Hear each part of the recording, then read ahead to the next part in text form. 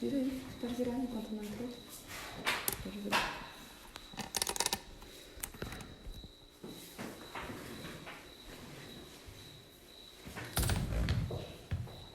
Entrou? Boa noite, pessoal. Seja todo mundo bem-vindo. Vamos aguardar um pouquinho para a gente fazer um número legal. Sejam todos muito bem-vindos e muito obrigado pelo engajamento, pelas presenças e participe conosco. Vai ser muito legal o tema de hoje e vamos falar com uma pessoa maravilhosa. Vamos convidar o Elton aqui.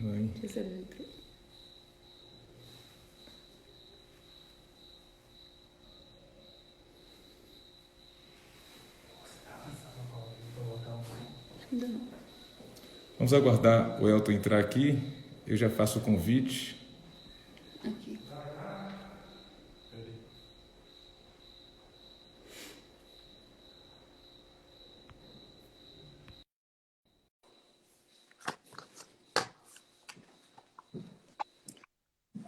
Grande Elton.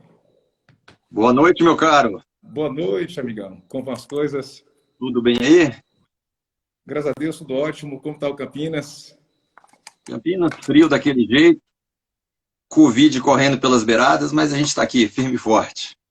Firme e forte, graças a Deus. E Lu, filhão, Chico, como vão? Filhão, cada vez melhor, cada vez melhor. E por aí, tudo bem? Graças a Deus, tudo bem também. Friozinho, acho que não tanto quanto aí, mas o mesmo receio, talvez não tanto quanto aí, porque a gente sabe que os números aí são outros, mas tentando seguir adiante e tentando repensar muitas coisas da vida e do nosso Caeté, viu? Isso aí, pessoal, isso aí. sejam todos muito bem-vindos. Vamos dando início aqui ao nosso bate-papo, enquanto os amigos e as amigas vão entrando aqui no sistema. Quero apresentar para vocês o Elton. Apresentar mais ou menos, porque o Elton é aqui de Caeté, pessoa muito conhecida. O Elton é um médico que mora e estudou em Campinas. Vou fazer um pequeníssimo resumo aqui do nosso amigo. Ele é graduado em medicina pela Unicamp e também pela Unicamp. Ele tem residência em clínica médica, tem residência em dermatologia, é MBA em gestão em saúde pela Fundação Getúlio Vargas. Atuou como médico assistente no Departamento de Clínica Médica e Dermatologia da Unicamp durante 4 anos. Trabalha em clínica privada e no SUS, na assistência secundária nos laboratórios de especialidade das cidades de Sumaré, São Paulo e Paulínia, São Paulo, há 15 anos. Welton, vamos lá iniciar a partida e discutir a questão da saúde pública. Estamos em tempos assim, mais que nunca propícios para isso, e tratando-se de ano de eleição, enfim, eis o tempo mais propício para a gente debater políticas públicas. Mas dê um alô para o pessoal e para a gente, e vamos conversando. Primeiramente, é um prazer falar com você, né, amigão de infância. É um prazer falar com a população de Caeté, né? Não estou muito habituado à tecnologia aqui, mas realmente não deixa de ser uma atividade bem prazerosa. Falar de saúde para mim é sempre uma alegria, né? Discutir saúde, discutir de uma forma séria, de uma forma como deve ser feita, para mim é sempre uma alegria, né? Só quero fazer uma correção aqui, Éder esqueceu de falar aí no currículo. Eu nem sei onde entraria isso no currículo, né? Éder esqueceu de falar que eu sou viciado na festa de Santana. Então, não fosse a Covid, eu teria chegado aí há uma semana, né, na quinta passada, teria participado do casamento da minha cunhada no sábado, e amanhã, às 19 em ponto, eu estaria na porta da igreja, lá, esperando a novena. Mas, contingências da vida, né, vamos levando aí, o ano que vem a gente faz tudo isso. A gente hoje escolheu falar sobre o SUS, falar sobre as possibilidades do SUS. Eu venho conversando com o Éder há algum tempo, né? O que a gente está tentando fazer? Tentar entender um pouco melhor o funcionamento do SUS e, a partir daí, propor alguns caminhos para melhorar a saúde da nossa cidade, né? A ideia dessa live nasceu mais ou menos assim, né? A gente começou a conversar sobre o que é o SUS, quais as experiências que eu tinha aqui, o que dava certo, né?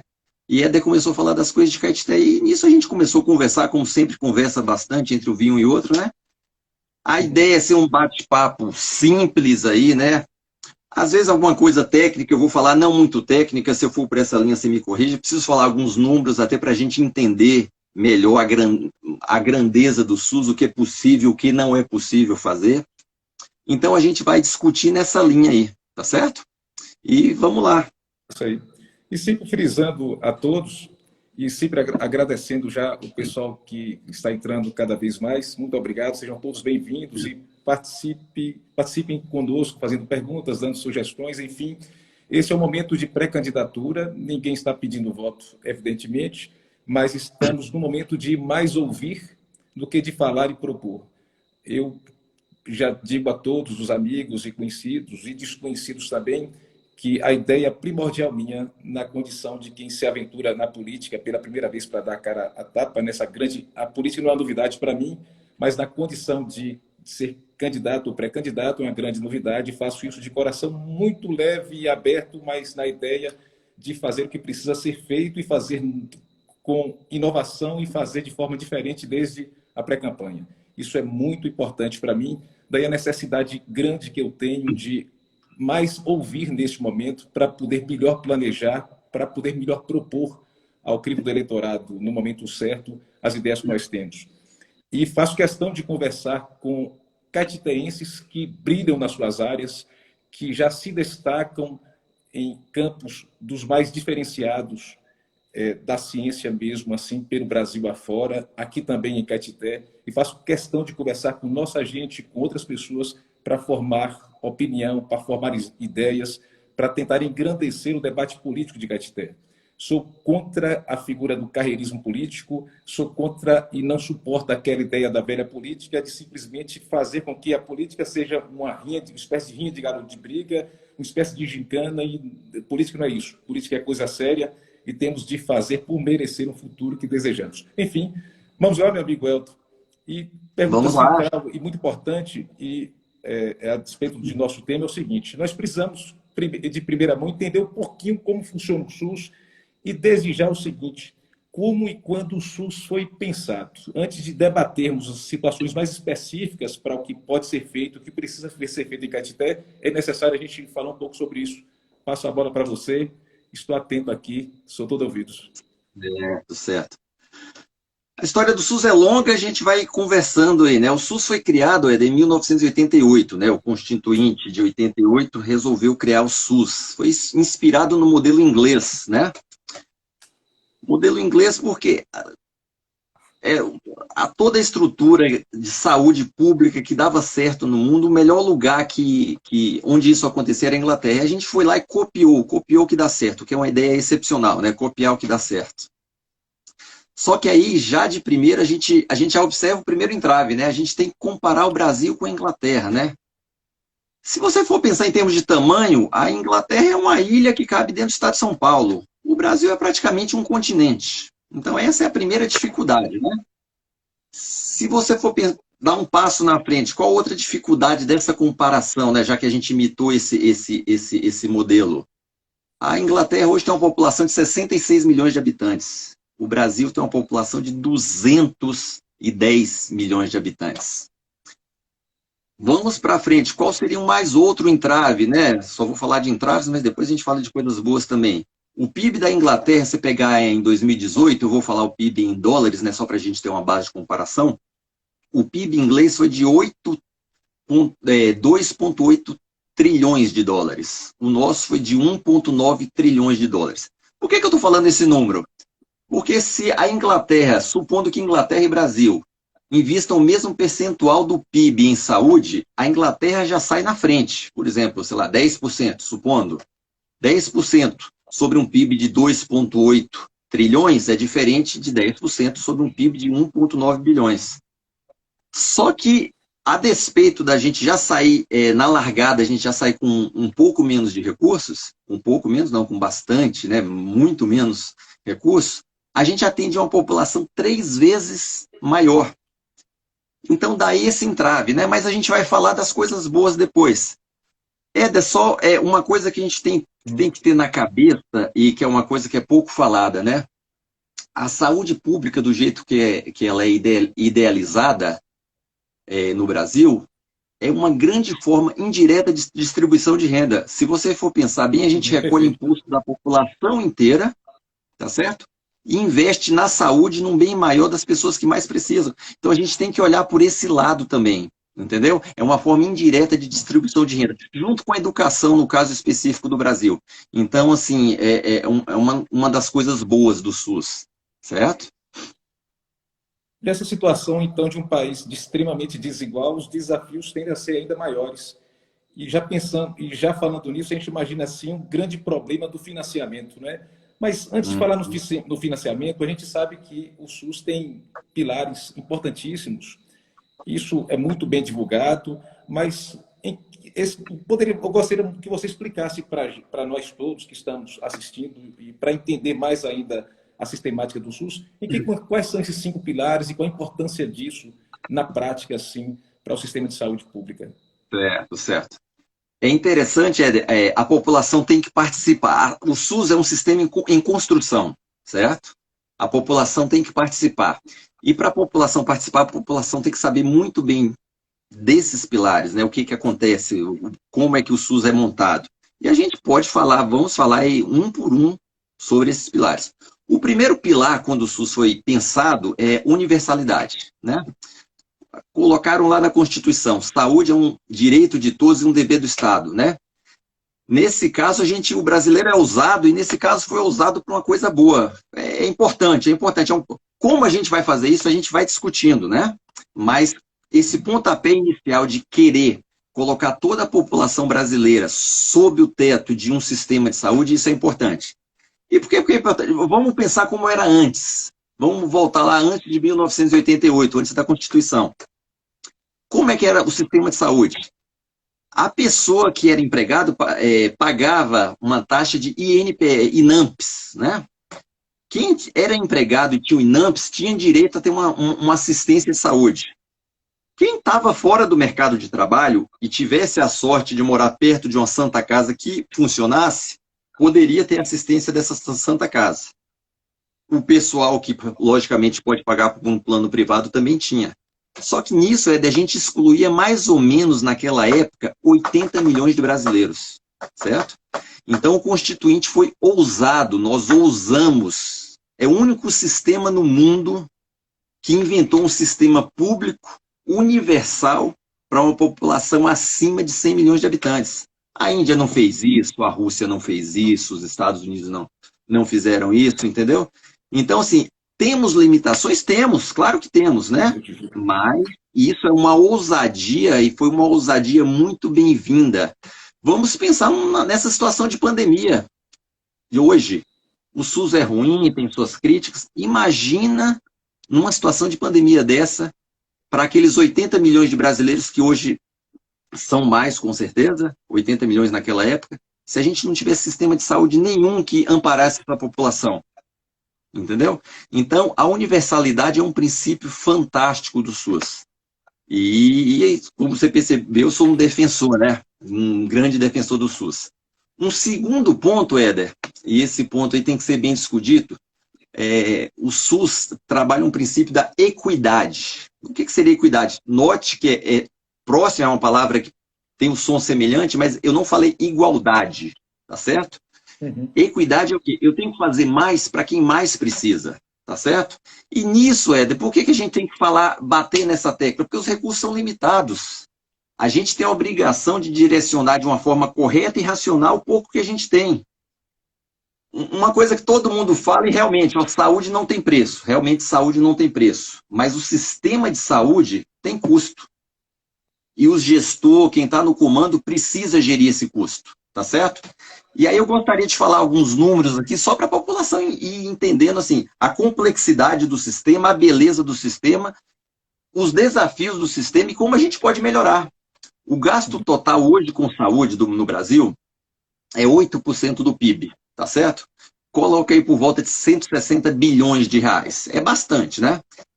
Qual o problema que vem a seguir? O gasto total é 160 bilhões. Isso a gente tem um gasto público somado com gasto privado, certo? 4,4% desse PIB, dos 8%, ou seja, 55% do total desses recursos, que investe a rede privada, tá bom? 3,6%, ou seja, 45% do total dos recursos, é a rede pública que investe. Aí vem a questão do subfinanciamento. Por quê? Qual o problema? Com 45% dos recursos, eu atendo 80% da população, tá certo? Os outros 55% estão na rede privada.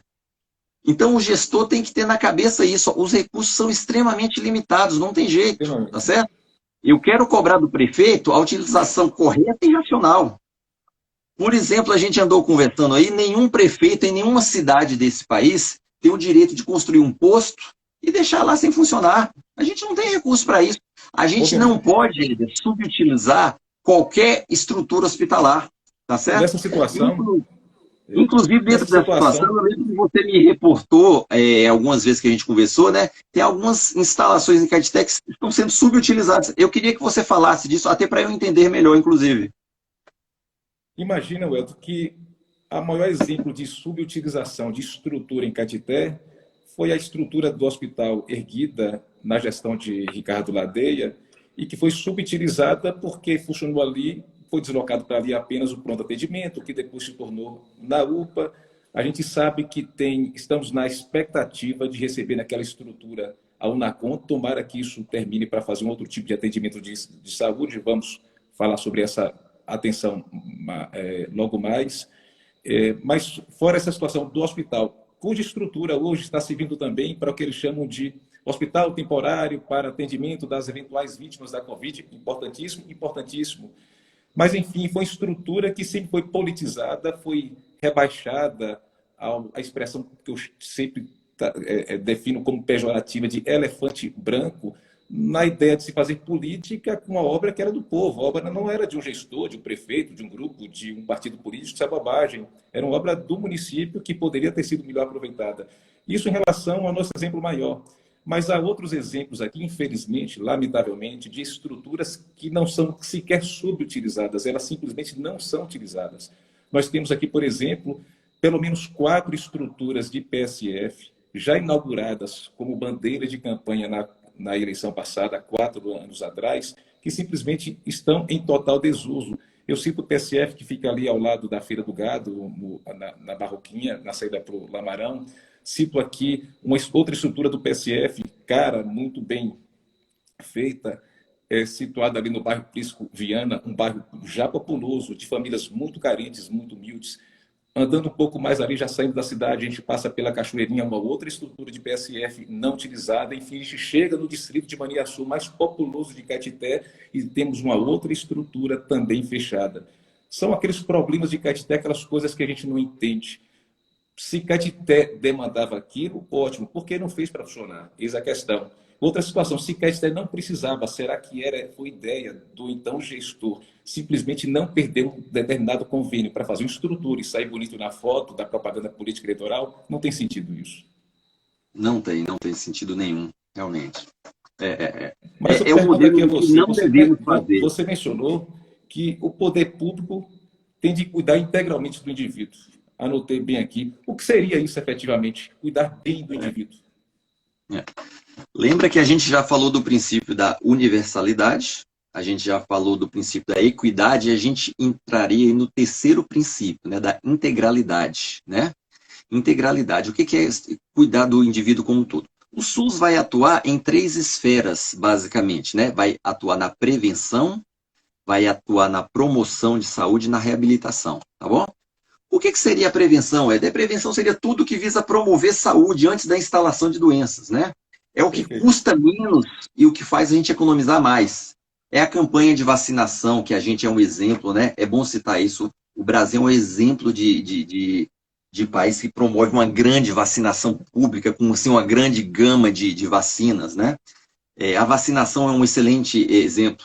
Várias unidades do SUS, hoje você vê praticamente espalhado no país todo, né, faz campanhas para estimular a atividade física, né, estimular parar de fumar, né, o tabagismo, a gente sabe, é um fator de risco para várias doenças cardiovasculares ou doenças oncológicas, né, tá no topo dos fatores de risco, né.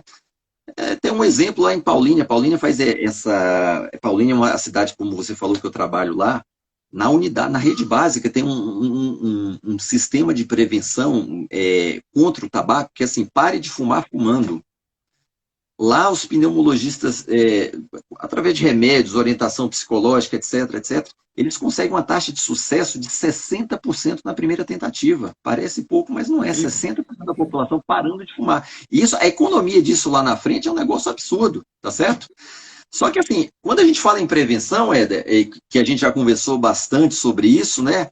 A gente não fala só em atividades que o SUS promove, né? É um princípio do SUS. E aqui eu queria entrar mais uma vez, queria passar para você, porque a gente vai cobrar do futuro prefeito, por exemplo, uma ação. Eu sou de Caetité, uma cidade. Eu chego em Caetité e vejo, ano após ano, três rios, que praticamente não são rios, né, se transformaram em esgotos, correndo a céu aberto, atravessando a cidade inteira. Eu abro até um Exatamente. parênteses, Caetité tem sorte, Caetité tem sorte. Eu lembro de alguns anos, aí uns 8 anos atrás, Brumado teve uma epidemia de dengue, justamente por essas condições, né? Eu falo, Caetité tem 3 rios, né? Na beira desses rios tem água parada, né? Um criadouro aí excepcional, né, pro mosquito, o mosquito da dengue, o Aedes deve se sentir muito à vontade em Caetité, né? A gente quer ser hospitaleiro, mas não para todo mundo, para o mosquito não. Então, assim, Caetité tem muita sorte, mas assim, eu quero cobrar de vocês.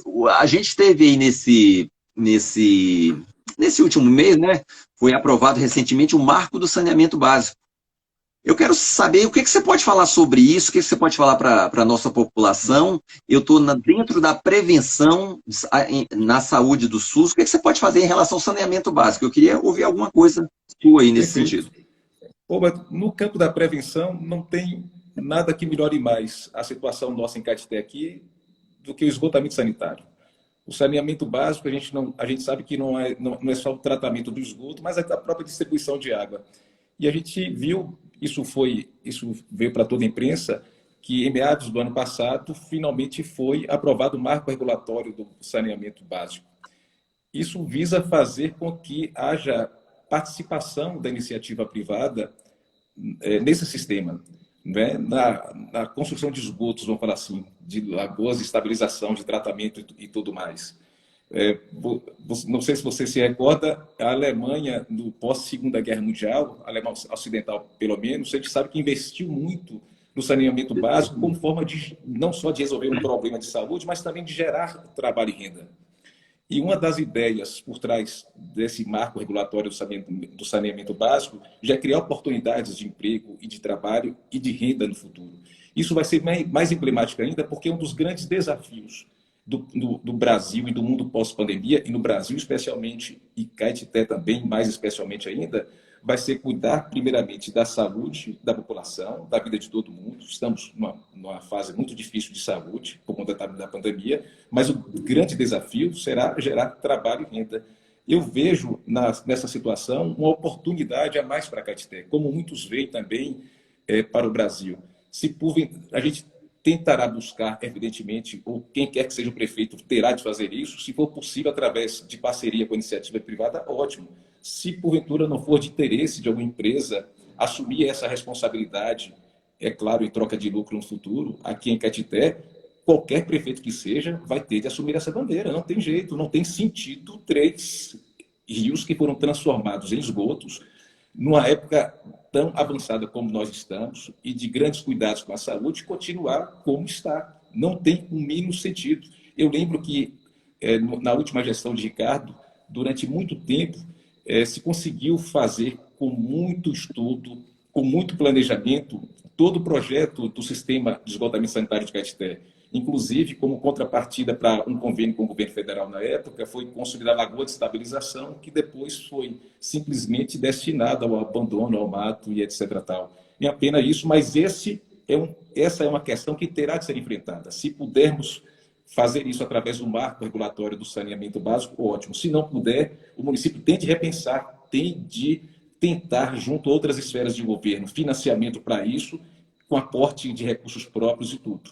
Caetité passou por anos e anos de grande pujança financeira, foram milhões e milhões repassados para Caetité. A gente pode calcular algo superior a R$ 1 bilhão nos últimos 12 anos, quando a gente procura esses recursos todos em investimentos que tenham beneficiado mais de perto a população, a gente simplesmente não acha, infelizmente.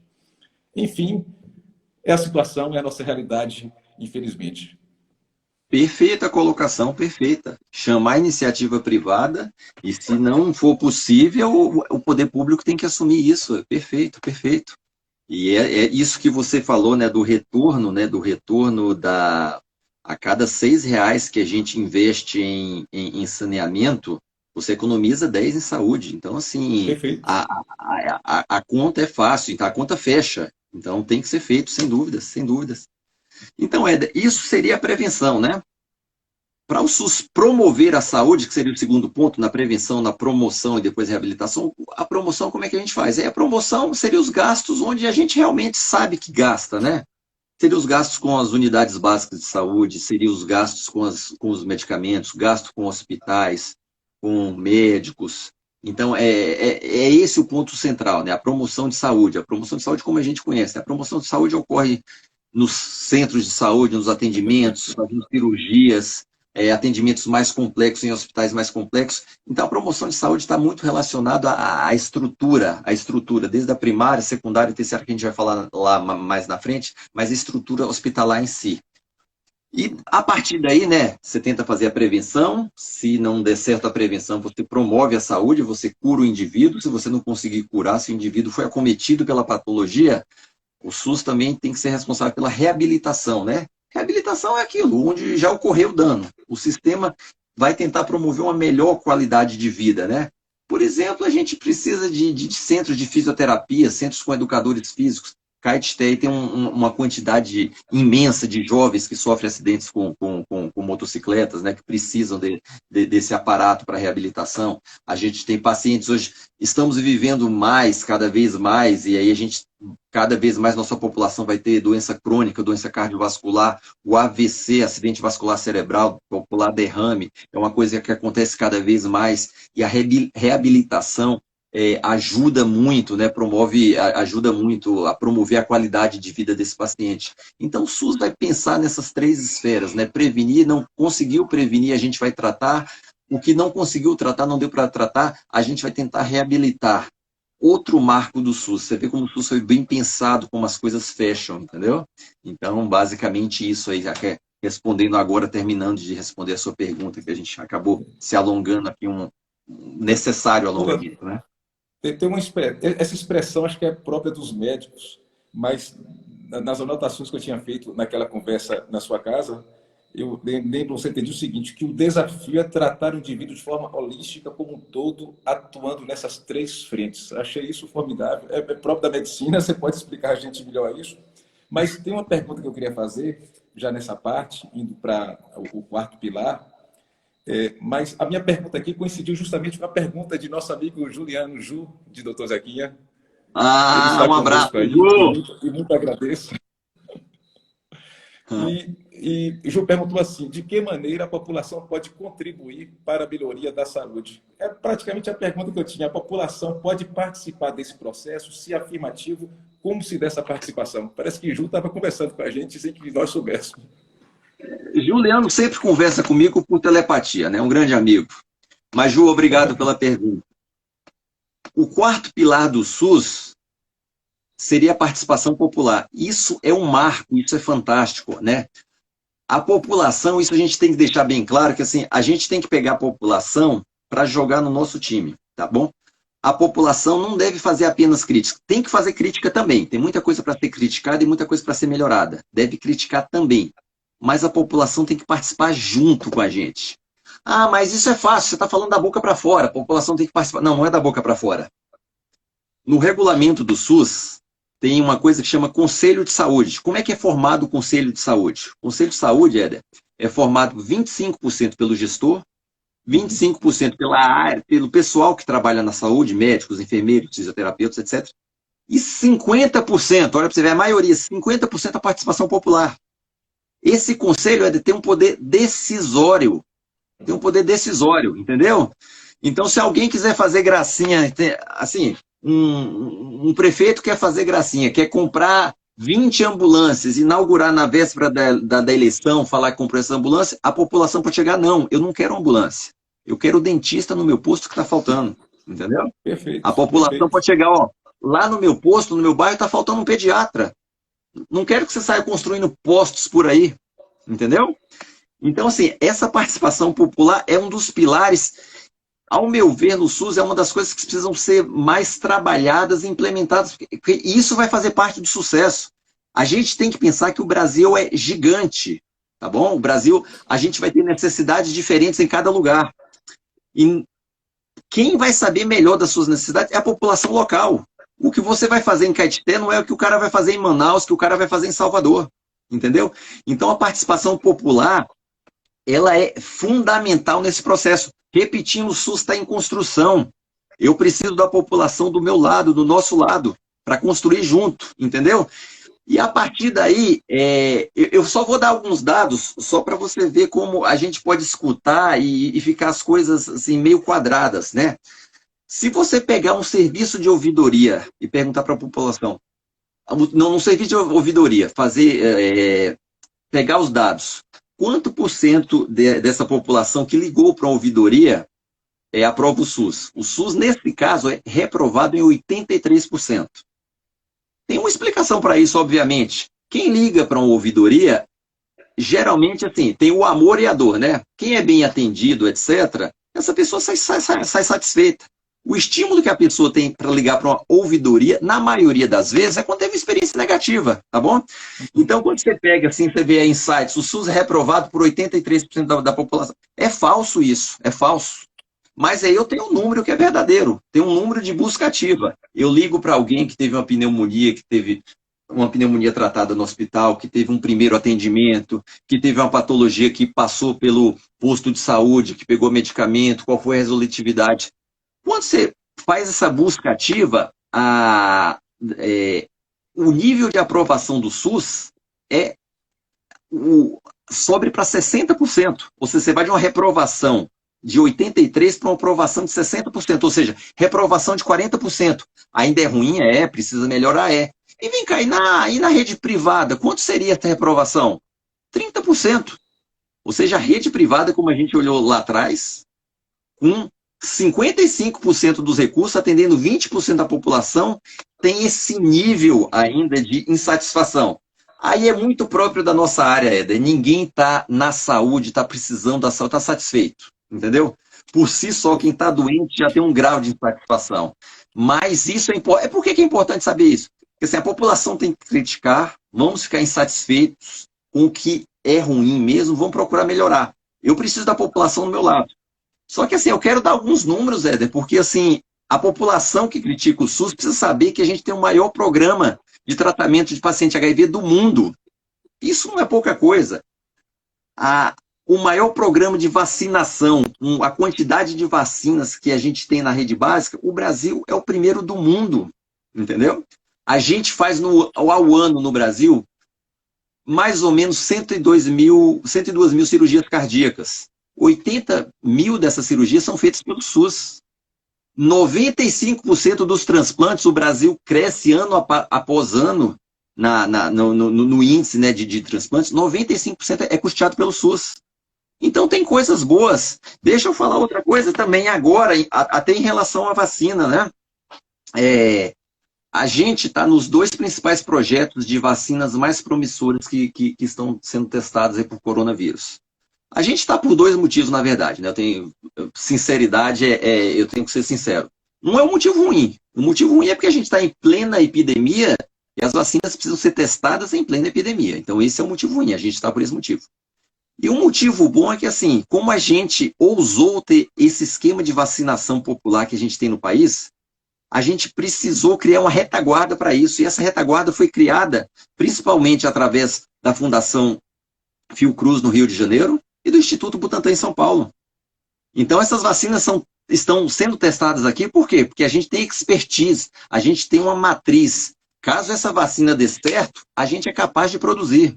E quem conseguiu formar essa estrutura para essa produção dessa vacina foi o SUS. Então, assim, população, vamos criticar, vamos aplaudir, que às vezes, né, faz bem para quem está do outro lado, mas vamos participar. Legalmente, a gente tem mecanismos para fazer isso. E a gente só vai melhorar, só vai chegar lá. Eu vou falar pela 3ª vez, depois eu vou falar 4ª e 5ª. O SUS está em construção. Vamos participar. Obrigado pela pergunta, viu, Ju? Saudade de você. Valeu. Ô, Elton, a gente sabe o seguinte, o desafio grande para qualquer gestor, qualquer deles, é claro que a gente sempre fica naquele sonho ideal de a gente ter um gestor efetivamente sério e que tenha os melhores propósitos e que consiga transformar boas ideias em boas ações no futuro. Mas isso pensando nessas necessidades, nessas precisões, nesse desafio que é grande, que será maior ainda nesse mundo pós-pandemia. Como funciona essa atenção que precisa ser dada dentro da hierarquia prevista para o SUS? Né? Certo, É a certo. situação, indo já para uma situação mais prática de nossa conversa. Excelente, excelente. Aí a gente, assim, praticamente, sem perceber, a gente caiu aí no quinto pilar do SUS, né? Qual o quinto pilar do SUS? O SUS, ele é descentralizado e hierarquizado. Por que descentralizado? Eu acabei comentando antes aí, na conversa que a gente teve. O SUS precisa ser descentralizado porque as necessidades de um país continental são completamente diferentes. As necessidades da selva amazônica são diferentes da cidade de São Paulo. Então, assim, isso é uma coisa muito importante, porque não tem sentido a gente ter uma matriz com diretrizes, entendeu? O sarampo está controlado em um lugar e não está controlado em outro. No Amapá, hoje, a gente tem uma crise sanitária com a vinda de muitos imigrantes venezuelanos, entendeu? Então, assim, a assistência lá vai ser vista de uma forma, a assistência em Caetité vai ser vista de outra, tá certo? Indo nessa linha, os problemas de saúde têm complexidades diferentes, né?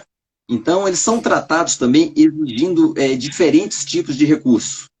E aí que vem que o SUS é hierarquizado, e essa é a grande sacada do sistema. E é onde o gestor precisa estar atento, tá certo?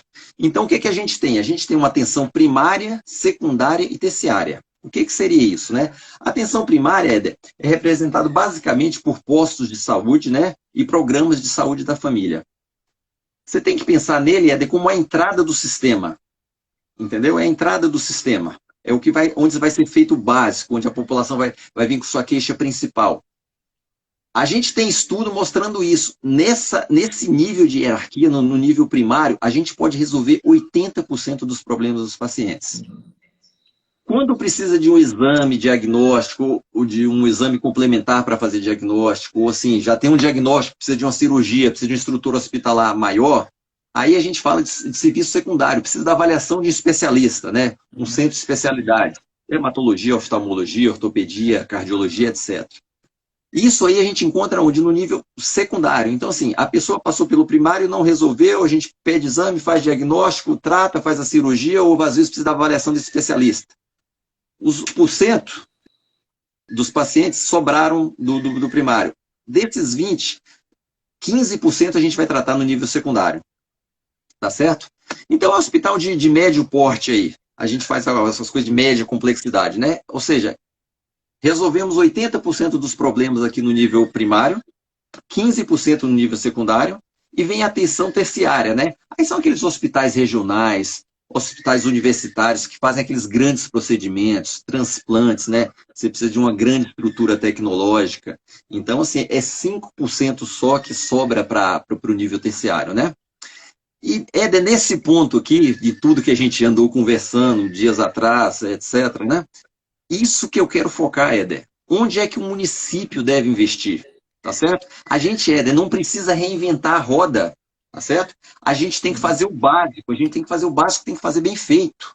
Se 80% dos problemas são resolvidos na rede primária e 15% na rede secundária, e isso é de responsabilidade do município, é isso que a gente tem que fazer. A gente tem que focar, Éder, e resolver os problemas no nível primário e secundário. Caetité precisa e merece ter esses dois pontos bem solidificados. E isso já seria assim, uma grande herança para o município. Tá certo? Eu vou dar alguns números aqui, só para você ter uma ideia de gasto obrigatório. Falar agora de números de gasto, né? Como é que a gente faz, como é que é distribuído, de onde vem o dinheiro do SUS. Os municípios são obrigados a gastar 15% da sua arrecadação em saúde, certo? Eu falo para você que mais de 70% dos municípios brasileiros gastam bem mais do que isso. Os estados, por sua vez, eles têm que gastar 12% da sua arrecadação com saúde. A União, ela não tem um percentual definido, mas a União tem que gastar o que gastou no ano anterior, mais a variação do PIB, tá certo? E aqui, Éder, aqui eu quero deixar uma questão para você. Eu queria saber, assim, duas coisas, né? Primeiro, eu queria que você falasse da questão orçamentária. Quanto é que a Caeté está recebendo? Quanto é que a Caeté está gastando? Caeté está gastando bem? O que está sendo feito em Caeté? E aí, Éder, frente a isso, que eu acho que é a grande sacada de uma boa gestão, o que você pretende fazer para melhorar a rede primária e a rede secundária da cidade? Passo a palavra para você. Isso aí é o ponto central dessa discussão aqui. Eu já tinha separado aqui uns números e de interesse grande assim da população, de todos que estão participando conosco dessa live, porque primeiro a gente tem que explicar para todo mundo o seguinte: todo município, toda prefeitura tem duas grandes fontes de recursos. Nós temos aquela fonte livre, que são os repasses de impostos feitos para toda a prefeitura. A gente cita ICMS, a gente cita IPVA, IPI, ISS, entre outras fontes. E de todos esses recursos, 15%, pelo menos, tem de ser destinados para a saúde. Mas isso já é muito recurso, é muito dinheiro, é muito dinheiro. Mas uma segunda grande fonte de recursos é que os contabilistas chamam de fonte 14, de custeio, que são os repasses de fundo a fundo, o repasse do Fundo Nacional de Saúde para o Fundo Municipal de Saúde. Nessa parte aí, eu acessando o site do Fundo Nacional de Saúde, eu tive a curiosidade de verificar os repasses feitos para a Caeté, e eu fiz questão de pegar desde lá de trás até os dias mais recentes, e todos ficarão alarmados, como eu fiquei, quando a gente compara a arrecadação que Caeté tinha há 12 anos atrás, em 2008, por exemplo, com a arrecadação, com o repasse que é feito hoje. Só para citar para você aqui, Welton, não tinha dito para você esses números, eu peguei logo antes aqui da gente se reunir e compartilho essa informação com todos que estamos assistindo. Em 2008, no último ano do ex-prefeito Ricardo Ladeia, finado amigo, Caeté recebeu, naquele ano todinho, 2 milhões e 9 mil reais.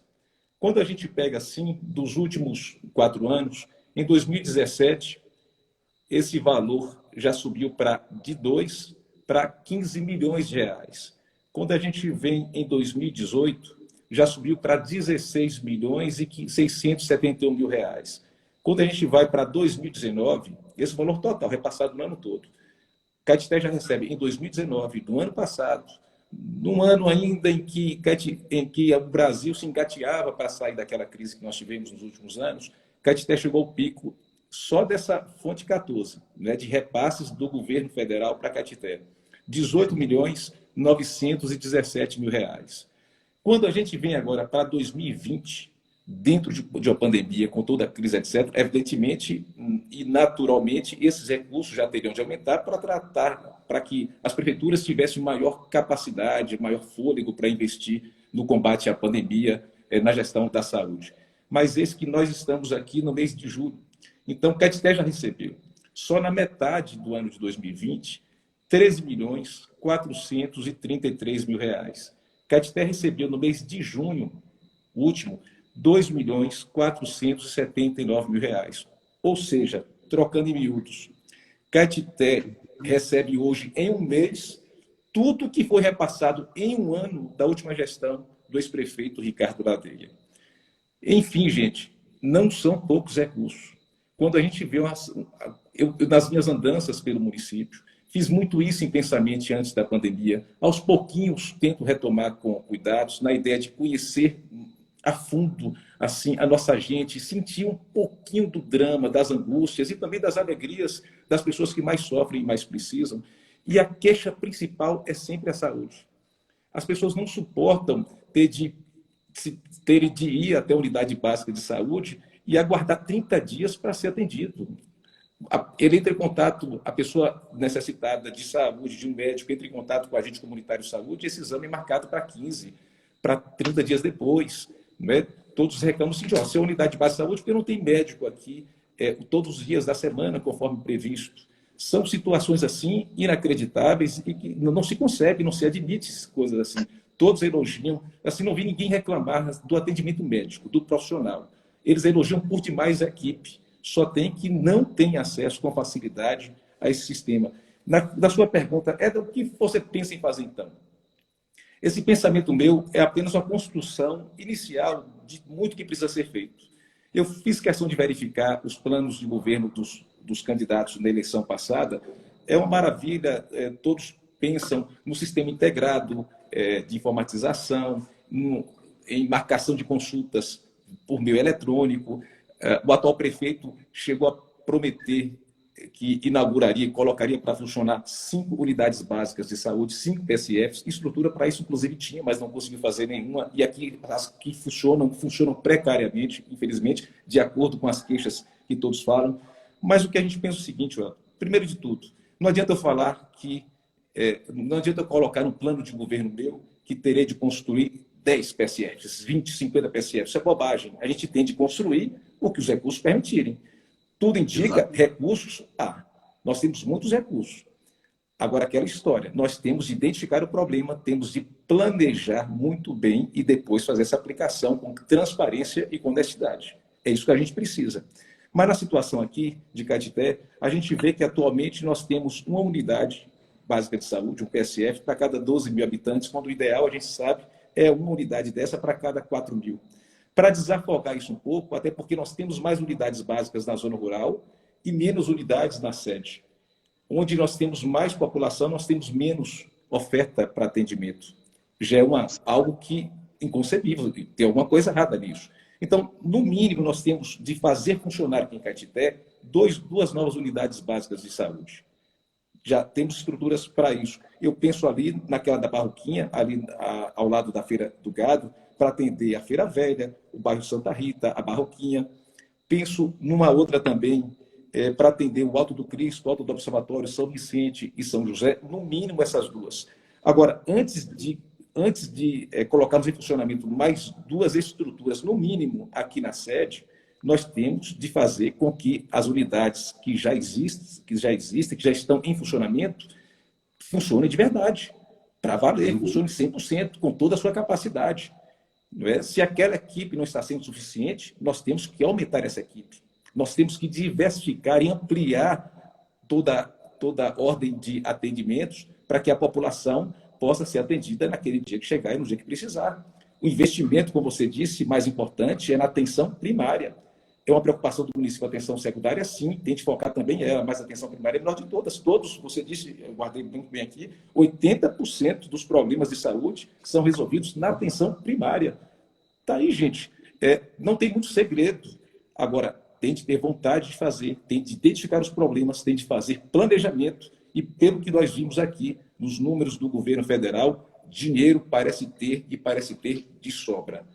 Falta uma boa gestão. Outra situação aqui, pensando bem, nós tivemos a nossa última live, foi com Maria da Serragem, agente comunitária de saúde. E pensando na situação da zona rural, isso é muito específico, e todos falam da importância de serem visitados pelos agentes comunitários de saúde. Eu queria que você falasse um pouco mais da importância desses profissionais, que é o primeiro contato da população precisada, necessitada, com a saúde. Antes mesmo de chegar ao médico, ao enfermeiro, à enfermeira, ao técnico de enfermagem, a atendente recepcionista lá do PSF e da Unidade Básica de Saúde, o primeiro contato que tem são com esses profissionais, né, de excelência. O que você pode falar sobre eles e sua importância? A importância de um agente de saúde é fundamental. Rapidinho aqui, meu amigo. A conversa está tão boa, mas temos só mais 10 minutos. Meu Deus, me passou aqui. Meu Deus do céu. Acho que falei demais, desculpa. Não, é isso aí.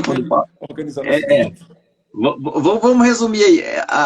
O papel do agente comunitário é fundamental. Você tem que lembrar que o sistema básico é a porta de entrada. E muitas vezes o agente é a porta de entrada para a porta de entrada. Entendeu? O agente de saúde é que traz demandas dos pacientes, principalmente das áreas mais carentes. Um paciente que não pode se locomover, ele procura esse profissional, tá certo? Esse trabalhador é que primeiro vai identificar aí as necessidades daquela população carente, vai identificar que aquela família mais afastada da zona rural, está com a carteira de vacinação vencida, que tem uma criança ali naquela determinada família que está desnutrida. Quando a gente tem, né, epidemias de dengue, que a gente tem ano sim, ano também, é esse profissional que está batendo na porta de casa, que está olhando se tem água parada. Então, assim, valorizar esse profissional é fundamental, tá certo? Eu preciso lembrar, ó, a saúde não é feita com médico, não. A saúde é multidisciplinar, tá certo? Perfeito. A saúde é feita com agente comunitário, é feita com auxiliar de enfermagem, é feita com enfermeira, é feito com médico, é em conjunto, tá bom? O médico que pensa que vai resolver os problemas sozinho, vai ficar sozinho, não vai resolver. Então, esse profissional precisa ser valorizado, tá certo?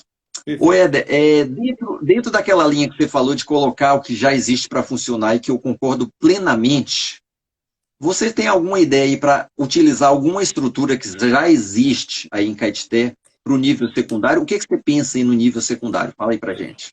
O nível secundário merece atenção especial. Você nos disse lá atrás da grande importância disso.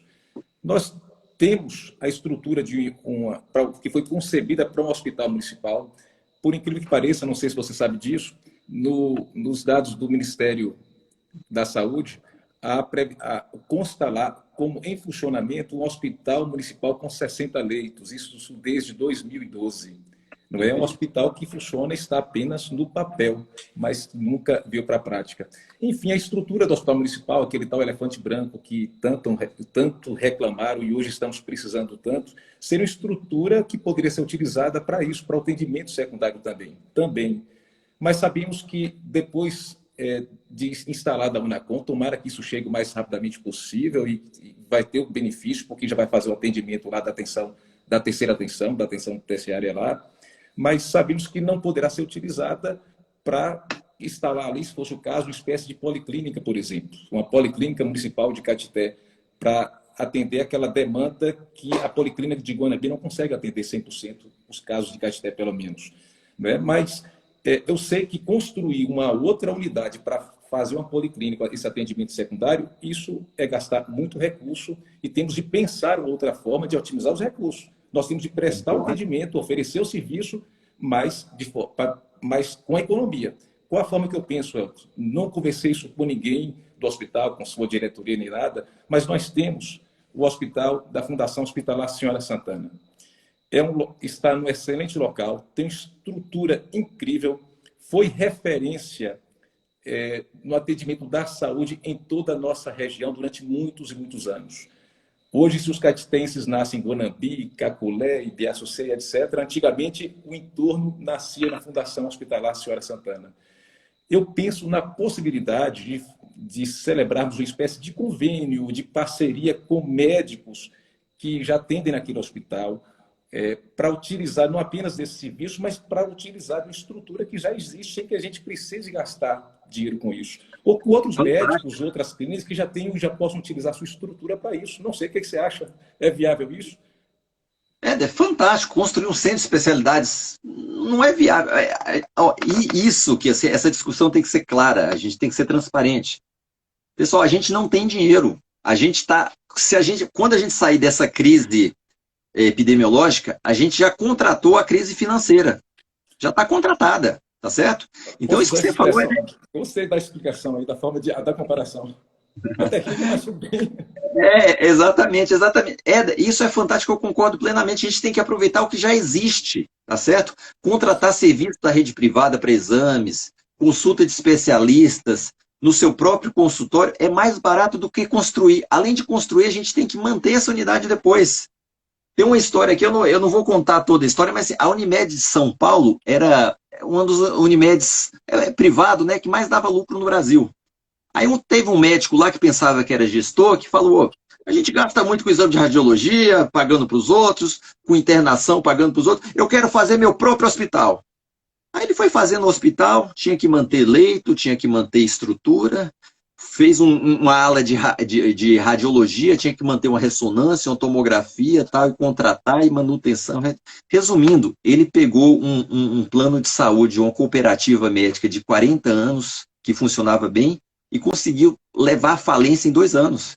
Então, essa ideia que a gente tem que fazer tudo, que é não, não. A gente tem que otimizar recursos. Excelente sua ideia, aprovadíssimo, e eu acho que a linha é essa mesmo. Tá certo? Botar tudo que a gente tem em pleno funcionamento. Essa é a linha, sem dúvidas.